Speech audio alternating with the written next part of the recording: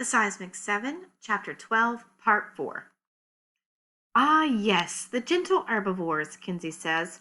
Horns, antlers, massive body weight, tonnage. None of that poses any danger to anyone ever. That's why prey evolved those things. To be cute, harmless, and fluffy toward their predators. Okay, I get it. You can shut up now, Todd mumbles. We wait several grueling minutes. It's like the worst steering contest in the history of the world. Eventually, though, the moose moves on. Its giant body slides into the forest with scarcely a sound, like it was a ghost all along. Oh, thank goodness, I say, my body relaxing. That thing was huge, Eddie says. I didn't know they got that big. Let's just be thankful it decided we weren't a bother to it, Wyatt says. Agreed, Raquel says. We start to pick our way over to the stream. I'm so tempted to drink from it, but remember what my aunt said about how streams and lakes can host giardia? I don't want to catch that gross disease and spend the supervolcanic end of times with diarrhea. I warn everyone else about it, and we decide not to risk it, though Kenzie's reasoning is that she doesn't want to drink moose water, also a legitimate concern. As we continue our trek, Wyatt, Todd, Kenzie, and I tell Raquel and Eddie our stories from the summer. It's hard to explain our role in everything, now knowing what they've been through. I still can't get over how vastly different our experience has been. We just get to the part where Kenzie got her face blasted with steam and Miss McNamara brought us chocolate when we finally reach a trail. An honest to goodness trail. Guys, I exclaim, stopping. What? Kenzie asked. Another moose? Oh, a trail! Look at that! We aren't doomed! What's left of my hope gets a resurgence.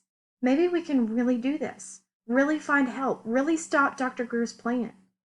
Way to go, Bree, Wyatt says, patting me on the shoulder. Which way do you think we should go? Raquel asks me. Yeah, you got us here, Kenzie says. Now what? Squirm. All eyes are on me. Let's go left. Left is mildly downhill. Downhill probably means a better chance of reaching some sign of civilization. Trailheads are usually at the bottom of hills, not the tops. It's my best guess. Left it is, Kenzie exclaims. We walk down the trail for about an hour. I do my best to keep up an air of confidence about my navigational decision. The four of us finish telling our summer story, and Kenzie is back to groaning about how gullible we were. She's my friend, but I'm getting seriously tired of her roller coaster of moods.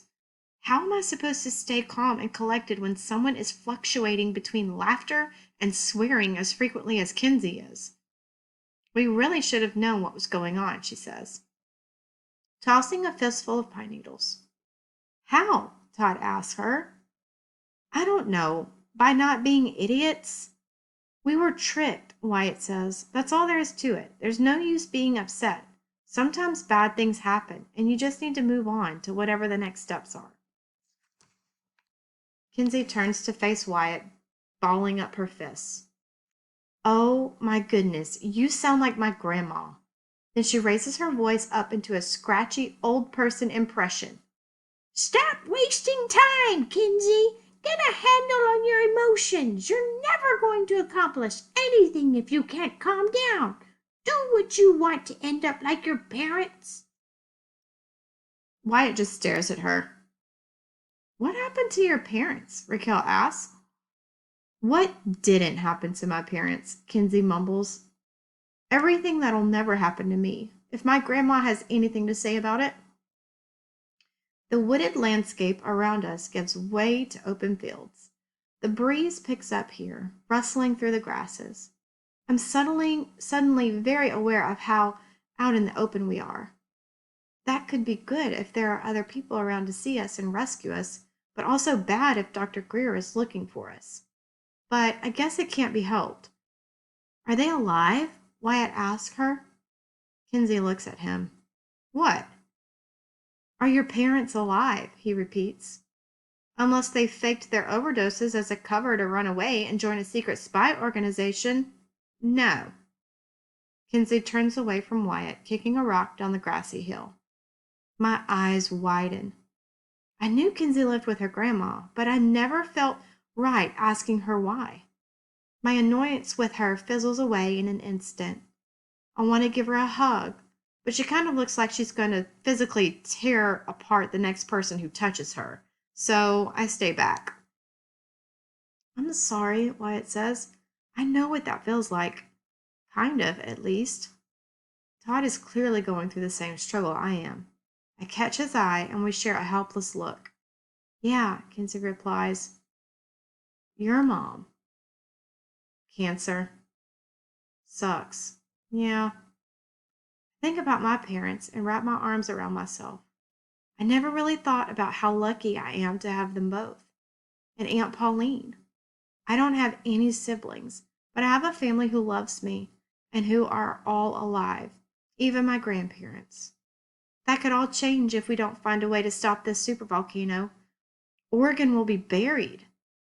A large rocky outcrop is just ahead of us. Looks like volcanic tuff to me, old volcanic ash compacted together. I shudder, trying not to let my imagination get carried away.